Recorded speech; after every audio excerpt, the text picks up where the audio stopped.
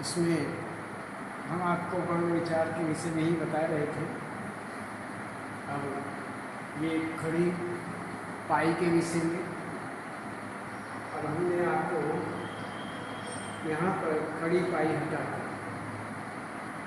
यदि खड़ी पाई हटाकर हम देखते हैं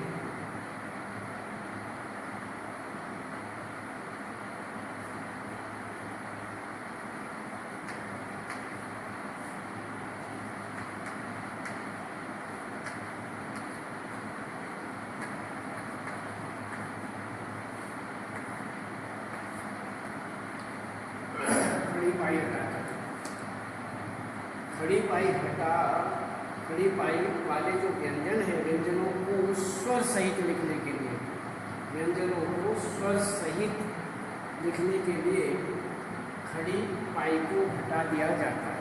खड़ी पाई कौन सी होती है? अब हमारे पास में ये देखिए,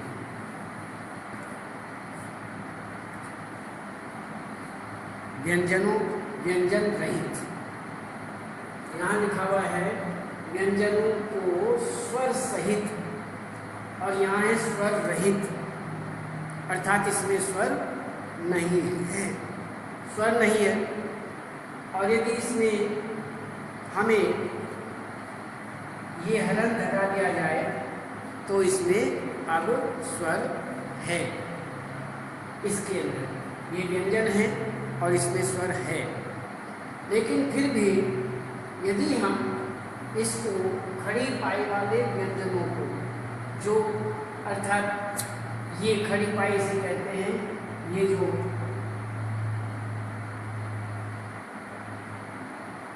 ये वाला, इसको खड़ी कहते हैं, खड़ी पाई। इस पर यदि ये खड़ी पाई, इसको हम खड़ी पाई कहते हैं, और इस पर हमने ये यहाँ पर ये आधा लिख दिया, ये यहाँ पर लिखेंगे ख पूरा हो गया, तो इसको हम खड़ी पाई कहते हैं। अब ये लिखते समय इतना हमने लिखा, ये हम ख मानेंगे, लेकिन इसमें स्वर सहित, ये स्वर सहित माना जाता है। इसमें व्यंजनों को स्वर सहित लिखने के लिए खड़ी पाई को हटा दिया जाता है। तो खड़ी पाई कौन सी? ये, इसको हटा दिया जाता है, इस बात का ध्यान रखें बस। अब इसमें ख में से एक खड़ी पाई हटा दी गई, आगे बन गया ख्याति, ख्याति। कै में खड़ी पाई हटा दी गई, ये बन गया सुग्गा, सुग्गा। घ में ये खड़ी पाई हटा दी गई, ये बन गया विघ्न। च में ये खड़ी पाई हटा दी गई, बन गया कच्चा, च में कच्चा। इसी तरह से और भी हमारे शब्द हैं, जैसे जय में यदि खड़ी पाई हटा दी जाए तो सज्जन, तय में पत्थर, थे पथ्य, धै वध्य, ने अन्न, पे छप्पन, बे अब्बा, भे अभ्यास, मैं अम्मा, ये नैया, ले उल्लास, वे काव्य, श कश्मीर, श कष्ट, से स्वागत। इस प्रकार से यहाँ पर खड़ी पाई हटा दी जाती है। इसी प्रकार से घुंडी वाले शब्द होते हैं, उनको हटा करके क्या बनते हैं उनके विषय में देखते हैं।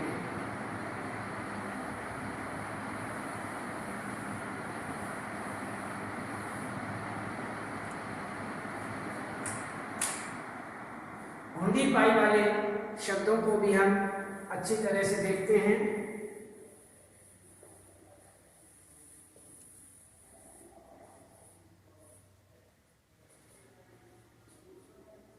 इसमें घुंडी हटाकर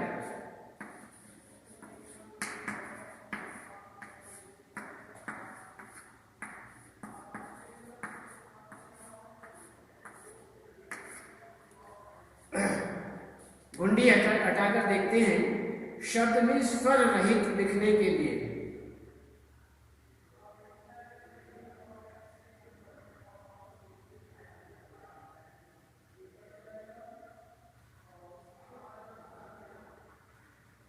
इसमें स्वर रहित लिखने के लिए हमने स्वर रहित लिखने के लिए खड़ी पाई हटा करके आपको बताया। तो इस प्रकार से व्यंजनों को स्वर रहित लिखने के लिए खड़ी पाई को हटाकर हमने आपको ख वाला जो बताया ख, इसमें ये खड़ी पाई हटा दी, ये स्वर रहित हो गया, इसमें स्वर नहीं रहा। ये कौन सा है? ये बन गया ये। यदि हलंत हटाते हैं तो स्वर सहित हो गया, लेकिन हमें स्वर रहित रखना है तो इसको खड़ी पाई को हटा दिया जाएगा, ये स्वर रहित हो गया। व्यंजन जो है ये स्वर रहित कहा जाता है, ये स्वर रहित बोला जाता है, इसे हम स्वर रहित कहते हैं। और इस प्रकार से हम यहाँ पर स्वर रहित मानते हैं। इसमें अब आगे हम कहते हैं घुंडी वाले शब्द होते हैं, ये घुंडी वाले शब्द भी हम घुंडी हटा करके स्वर रहित बना सकते हैं। जैसे कै ये हमारा है। यदि हम कै को स्वर रहित बनाना है लेकिन हलंत भी हटाना है और स्वर रहित, तो इसकी घुंडी हटा दी जाएगी। जो गोल गोल मुड़ी हुई है इसे घुंडी कहते हैं, इस घुंडी को हटा दिया जाए। इसको हम हटा देते हैं तो सीधा ये बन जाता है, इसे हम घुंडी रहित कहते हैं। ये घुंडी रहित वर्ण हुआ, इसलिए इस घुंडी को हटाते ही हम स्वर रहित कहते हैं, स्वर रहित हो जाता है।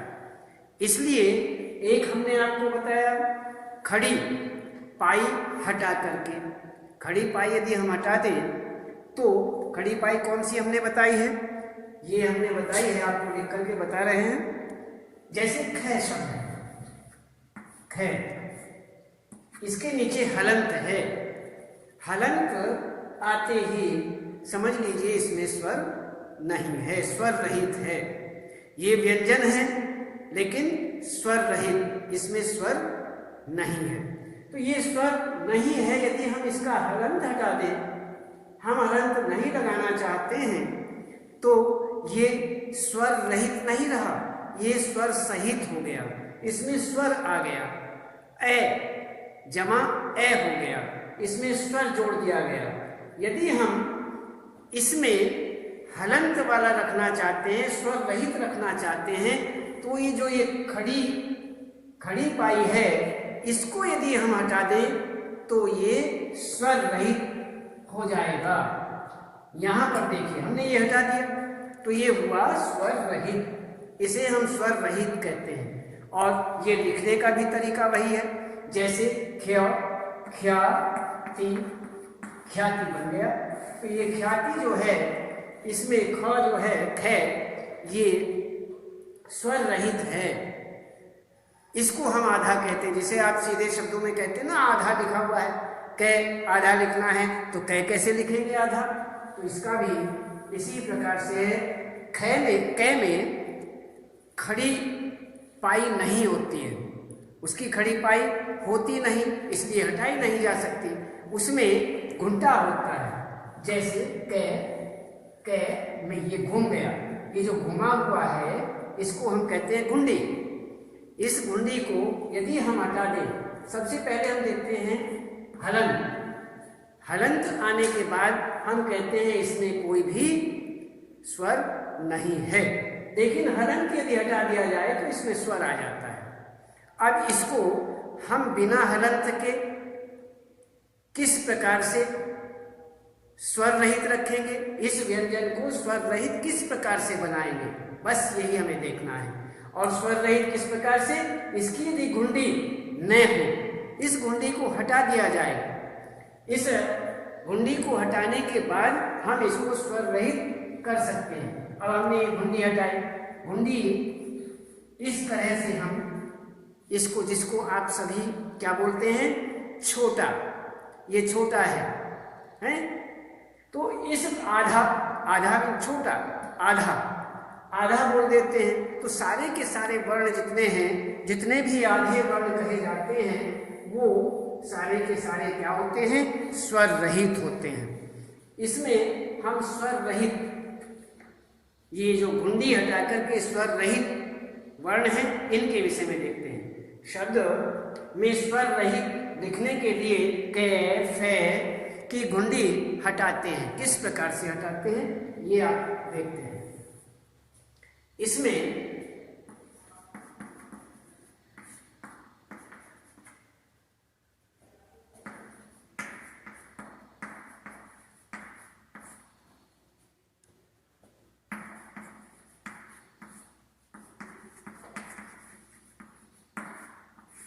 शब्द में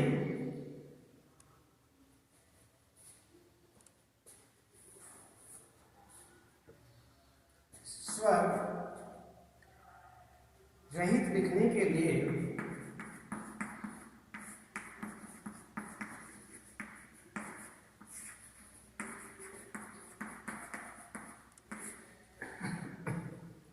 क, फ,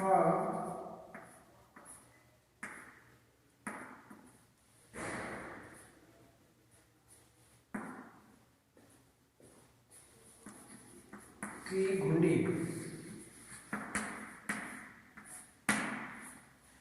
घुंडी हटाते हैं। जैसे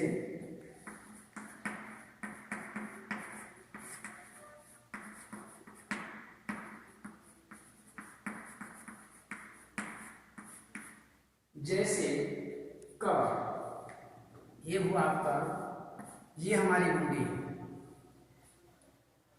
अब इसको हमने, इस घुंडी को हटाया, ये आकृति बिल्कुल सीधी हो जाएगी। अब इसमें जैसे कोई हम शब्द बनाएंगे, जैसे वाक्य, इसमें जैसे अब फे को देखते हैं,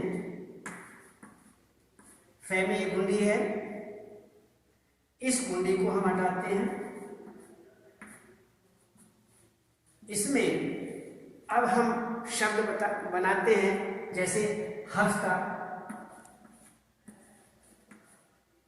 ध्यान रखना, ये बिल्कुल सीधा, इसमें घुंडी नहीं मुड़ेगी, बिल्कुल सीधा लिखा जाएगा और इसे आप मोड़ेंगे नहीं। यदि इसको घुमाएंगे, गोल कर देंगे, तो ये हमारा वर्ण गलत हो जाएगा, ये पूरा का पूरा शब्द ही गलत हो जाएगा। ऐसा हमें नहीं करना है। तो इसमें ये हुआ फ, आधा, इसकी घुंडी हटा दी गई, और घुंडी हटाने के बाद फे, ये वही हलंत वाला माना जाएगा, इसमें आप हलंत लगाते हैं। लेकिन हलंत हटाने के बाद जो का तो ये स्वर सहित हो जाता है, स्वर जो का तो इसमें रह जाता है।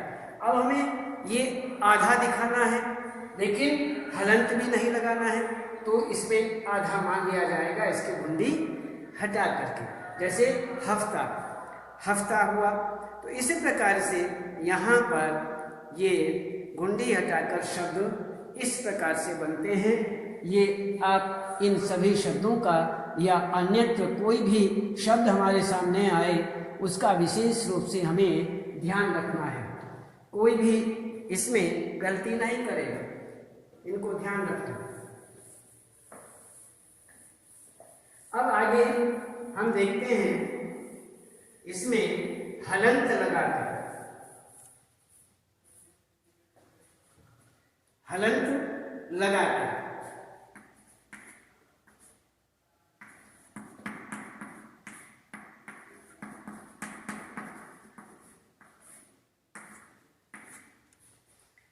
इसमें खड़ी पाई और घुंडी रहित वर्णों को स्वर रहित करने के लिए हलंत लगाते हैं। जैसे ग, एक शब्द खड़ी पाई, ये देख लीजिए पहले, एक होता है खड़ी पाई, खड़ी पाई और घुंडी,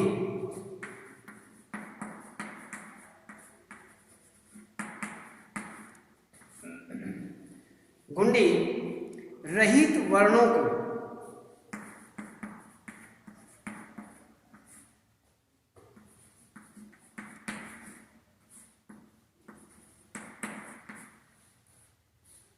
खड़ी पाई और घुंडी रहित वर्णों को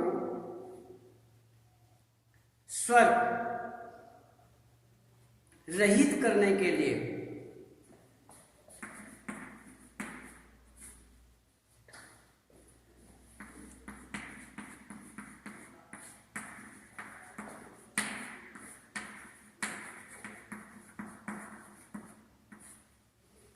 खड़ी पाई, ध्यान रखना, एक तो खड़ी पाई और एक घुंडी रहित, खड़ी पाई और घुंडी रहित।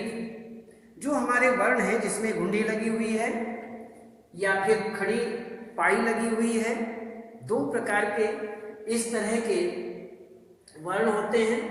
ये जो वर्ण हैं इनमें खड़ी पाई और घुंडी रहित, अर्थात जिसमें खड़ी पाई भी न हो और घुंडी भी न हो, ऐसे बनाने के लिए उन वर्णों को स्वर रहित करने, ऐसे जो वर्ण हैं जो खड़ी पाई और घुंडी रहित वर्ण हैं, उन वर्णों को हम क्या करना चाहते हैं, स्वर रहित करने के लिए, अर्थात स्वर उसमें नहीं होना चाहिए, उनमें स्वर नहीं होना चाहिए, ऐसा करने के लिए हलंत लगाते हैं। ऐसा करने के लिए हलंत लगाते हैं। जैसे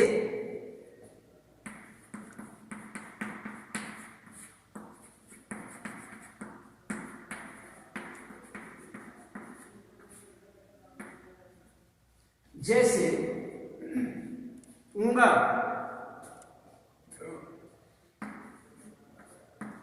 आपने देखा होगा एक वर्ण होता है जो कवर्ग वर्ग होते हैं, उन वर्गों में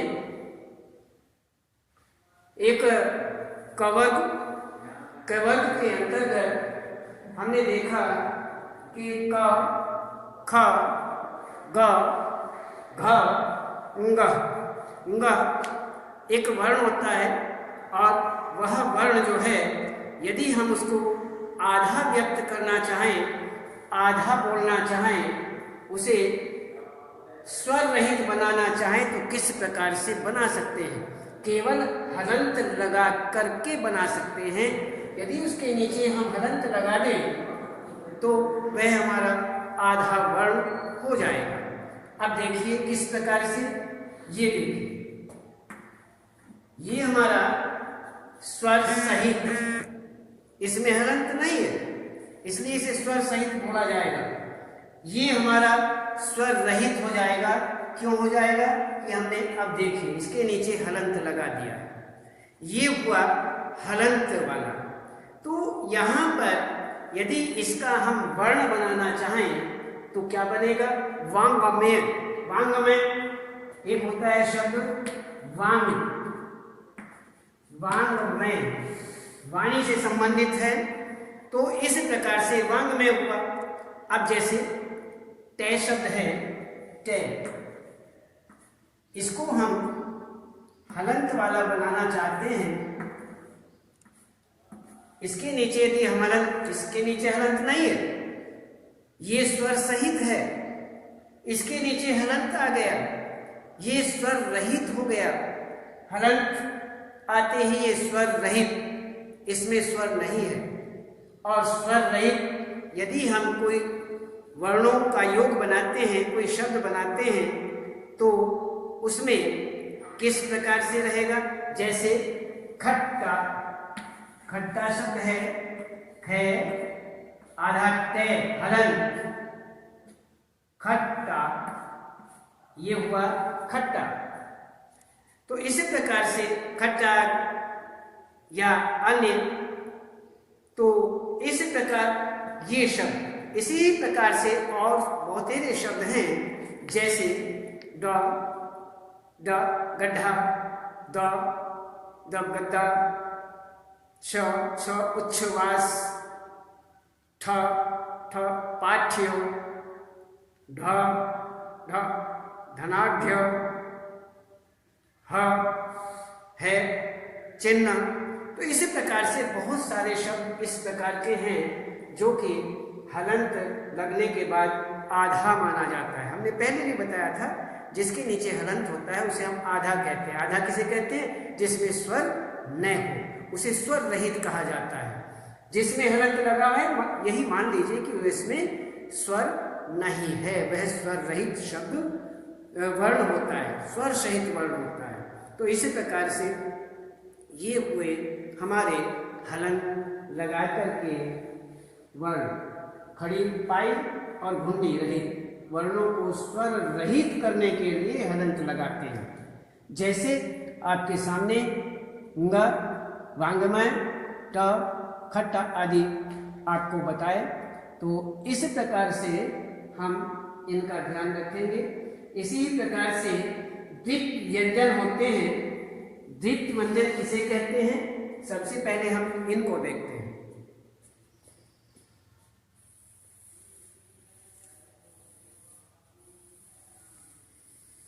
द्वित व्यंजन, जिसमें दो व्यंजन आते हैं। दो, जब स्वर रहित व्यंजन के बाद, स्वर रहित व्यंजन के बाद में समान स्वर युक्त व्यंजन आता है, तो उसे द्वित्व व्यंजन कहते हैं। अब इसमें यहां पर एक वर्ण तो हमारा स्वर रहित होता है और दूसरा व्यंजन स्वर सहित होता है द्वित्व के अंदर। द्वित्व व्यंजन में दो यहां पर व्यंजन आते हैं, जिसमें अब हम इन्हें देखते हैं कि जैसे वर्गों के पहले और तीसरे और पांचवें वर्ण जो हैं वो द्वित्व रूप में आते हैं। पहले वर्ण और तीसरे वर्ण और पांचवें वर्ण, पहला, तीसरा, पांचवा। तो इसी प्रकार इसके अलावा य, व, श भी द्वित्व रूप में यहाँ पर लिखे जाते हैं। द्वित्व रूप में ये भी आते हैं। य, ल, व, श से ये भी द्वित्व रूप में लिखे जाते हैं। तो हम इनको देखते हैं। जैसे